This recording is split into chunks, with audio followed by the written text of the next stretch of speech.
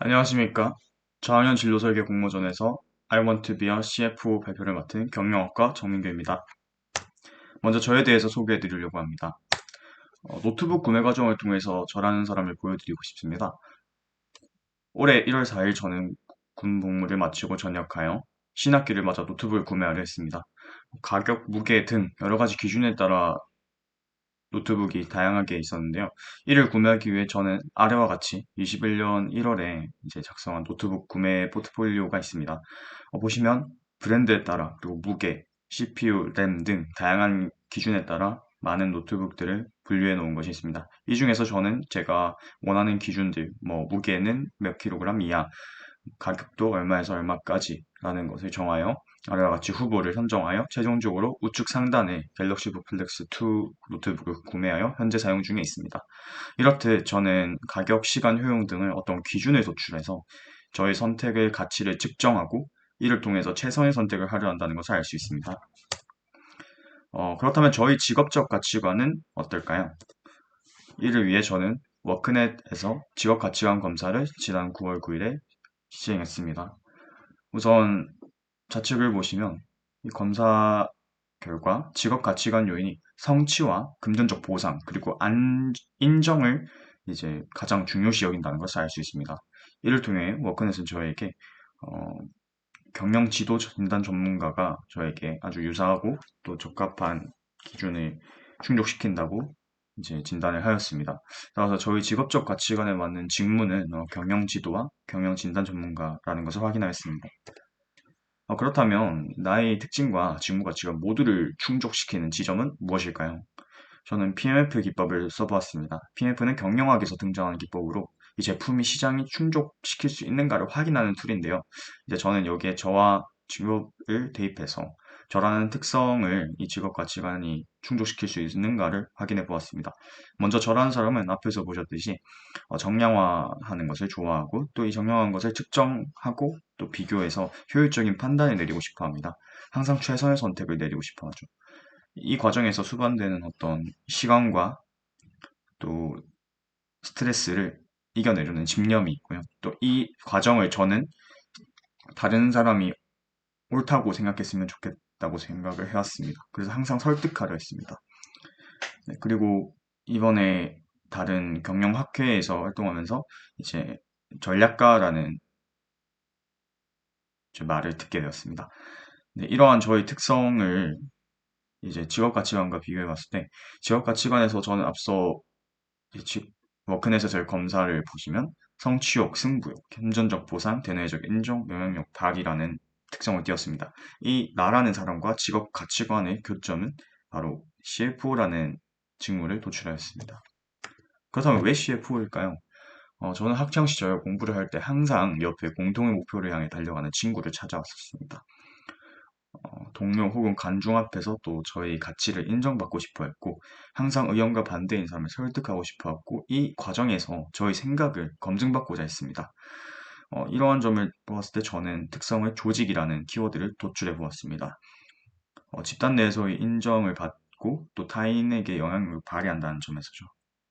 이를 통해서 저는 앞서 경영 지도와 진단 전문가 특성을 저희 개인적인 능력과 저만의 성과로 가져간다면 프라이빗 뱅커나 자산운용사에서 일할 수 있겠습니다만 이 조직이라는 키워드를 통해서 저는 기업에서 일하기를 원했습니다. 따라서 조직 내에서의 인정을 성취 동기로 삼는 저는 기업에 소속되어서 CFO로 일하기를 원한다는 결론을 도출하였습니다.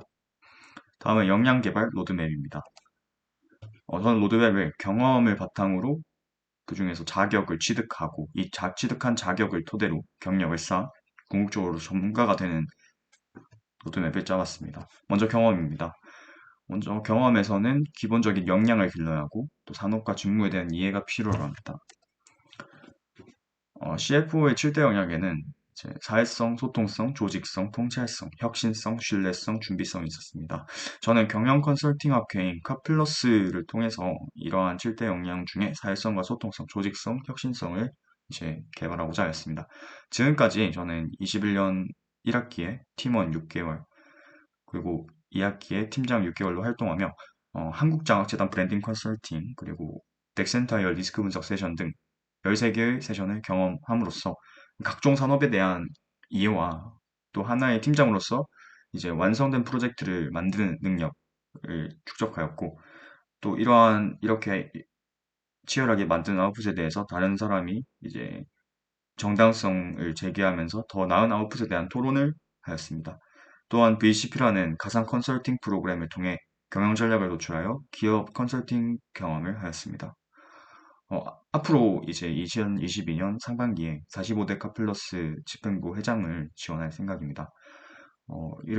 이 활동을 통해서 경영학회 리크루팅을 통해서 이제 신규 회원을 모집하고 또 세션을 진행하고 현지에 계신 선배님과의 교류를 통해서 이제 기존의 어떤 마케팅 전략 중심이었던 학회를 공대 활동 기술 영입을 하고 또 제조업 기반 세션을 진행을 통해서 혁신을 하려고 합니다.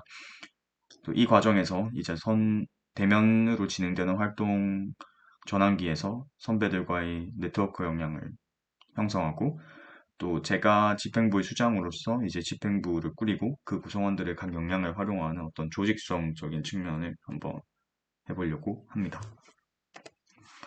다음은 생활 습관입니다.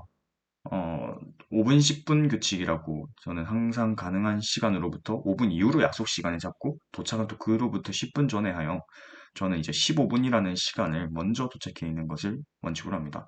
이 과정에서 제가 혹시 몰라 예기치 못할 일로 인해서 늦을 일이 생기거나 아니면은 어떤 중요한 계약 같은 경우에는 제가 뭔가 잊은 것은 없는지 또 실수한 것은 없는지 확인해 볼 시간을 가질 수 있습니다. 이를 통해서 저는 프로로서 가장 중요한 자세인 시간 약속을 지키는 자세로 제 신뢰감을 유지할 수 있습니다. 다음 두 번째로 경제일간지 구독을 저는 하고 있습니다. 매일 이제 경제일간지 더벨이라는 곳에서 기사 한 편 이상 읽고 또 요약본 정리와 트렌드 코리아를 매년 구독하고 있습니다.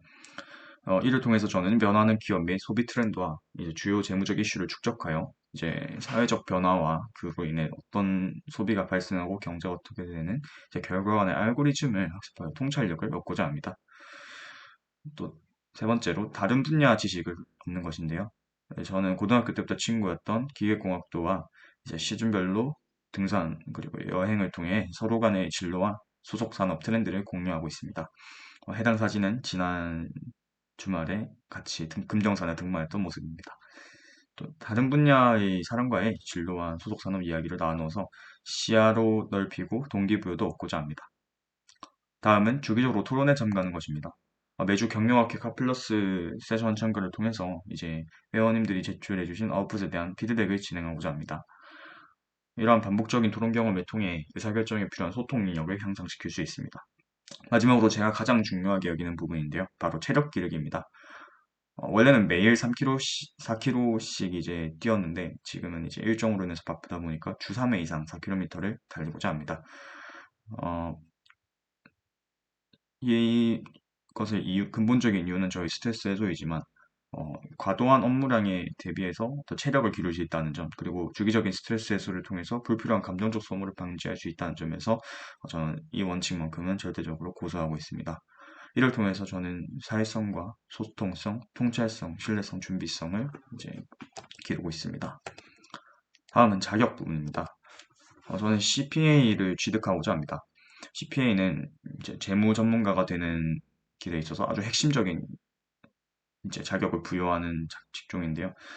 회계 감사, 세무, 기업 컨설팅 업무 수행을 하고 또 각종 산업의 원재료 수준부터 기업 전체 단위까지 모두 다른다는 점에서 다양한 산업의 실무 지식을 얻을 수 있으며 또 산업 아이템을 갖고 있어서 넓은 확장성을 보유하고 있습니다. CPA 같은 경우 합격자 평균 취득 기간이 3년에 달하는데요. 1차 시험에서는 경영학, 경제언론, 상법, 기법, 기록 등 5개목을 통해서 이제 1차 합격의 목표 기간을 1년 6개월로 잡아 2024년 2월까지 1차 합격을 하는 것을 목표로 하고 있습니다. 2차 같은 경우에는 뭐 원가회계, 재무회계 등 총 5과목이 있는데 이 누적 기간 동안 이제 2025년 8월까지 총 3년의 목표로 하고 있습니다. 공인회사 같은 경우에 회계법인의 취득 이제 등록되어서 많은 산업을 볼 수 있다는 점, 그리고 재무 분야 전문가로 활동하기에 가장 최적의 업무 환경을 갖추고 있다는 점에서 저는 공인회계사 취득을 가장 먼저 해야 되는 자격 취득 요건으로 보았습니다. 이렇게 취득하고 난 다음에는 이산회계법인이라는 이제 창업산업단지 로컬회계법인인 이산회계법인에서 첫 경력을 쌓고자 합니다. 근본적인 이유는 바로 이제 저가 가고자 하는 길과 가장 유사한 길을 걸으신 이제 권혁태 대표 분이 있는데요. 이제 이산회계법인 같은 경우에 창원산업단지 인근에 위치해서 이제 많은 중소규모의 고객사를 확보가 가능하다는 어떤 니치 시장을 가지고 있습니다. 또한 이곳에는 이제 부산대학교 경영학과 출신 CPA들이 많이 있다는 점, 그리고 경영 컨설팅업을 병행하여서 이제 컨설팅 직무에 대한 낮은 진입 장벽을 가지고 있습니다. 서울에 있는 빅펌 같은 경우에는 이제 뭐 회계감사, 세무, 기업 컨설팅 이렇게 세 가지 분야가 있는데 컨설팅 같은 경우는 되게 유수의 인재들이 하기 위해서 이제 치열하게 경쟁을 벌이고 있다는 점에서 어떻게 보면 기회가 좀처럼 오지 않는다라는 환경에 놓여 있습니다. 이 점을 해결하고자 저는 궁극적으로 이산회계법인에 이제 선택을 하게 되었습니다. 자사운영 회계 프로그램을 지속적인 개발로 이산소프트라는 프로그램을 계속해서 이제 시즌별로 내놓고 있습니다. 이를 통해서 이제 회계 전산화라는 이제 대내외적 환경에 적극적으로 대처하고 있다는 점에서도 저희 목표로 하게 되는 계기가 되었습니다. 다음은 경력 부분입니다. 회계법인에서의 CPA로서 경력을 쌓으면서 회계감사 파트에서는 재무제표 검토를 통해 기업 감사, 재무제표상 재고 확인, 그리고 기업 실보유와 재고의 지여부를 확인하고 세무 분야에서는 기업의 세무 관련 조언과 자문을 맡고 또 세무 관련 서류를 작성합니다. 컨설팅에서는 기업 금융 전문가 M&A에 참여하고 또 기업 가치 평가를 하게 됩니다. 이 과정에서 저는 다양한 산업을 보면서 내가 어떤 산업 분야의 재무 책임자가 되고 싶은지를 꾸준히 탐색할 것입니다. 또한 해당 산업 분야의 재무적 지식과 실무 역량을 확보하고 각종 경영 전략과 이 사업 아이템 간의 가치 측정을 통해서 현재 기업이 이런 상황에서 좀 열의에 놓여 있는데 이게 무엇 때문인지 어떤 사업을 어떻게 진행해서인지를 통해서 이 사업을 이 기업의 역량과는 맞지 않구나. 이 기업의 자원으로 이 기업의 전략은 맞지 않구나라는 것을 진단할 수 있는 기업의 의사가 되는 것입니다. 이렇게 최종적으로 경력을 쌓은 후 전문가가 되어 CFO로서 활동을 하는 것입니다. 액션 플랜입니다. 먼저 대학 생활과 CPA 준비해서 저는 내년 상반기에 이제 경영 컨설팅 학회에서 회장을 맡고 이후에 이제 CPA 준비로 진입할 예정입니다. 2022년이 끝나고 이제 4학년이 되던 해부터 휴학을 2년 6개월간 합니다. 그리고 24년 2월까지 1차 합격을 하는 것을 목표로 하고 있습니다. 그리고 이어서 이제 2차 합격을 25년 8월로 목표로 하고 이후부터 이제 이산회계법인에서 25년 8월 이후로 CPA 실무 경험과 산업에 대한 지식을 쌓으며 최종적으로 2040년까지 CPA의 어떤 경력으로서의 15년 이상의 경력을 쌓고 CFO로서 이제 커리어를 쌓아나가고 싶습니다. 감사합니다.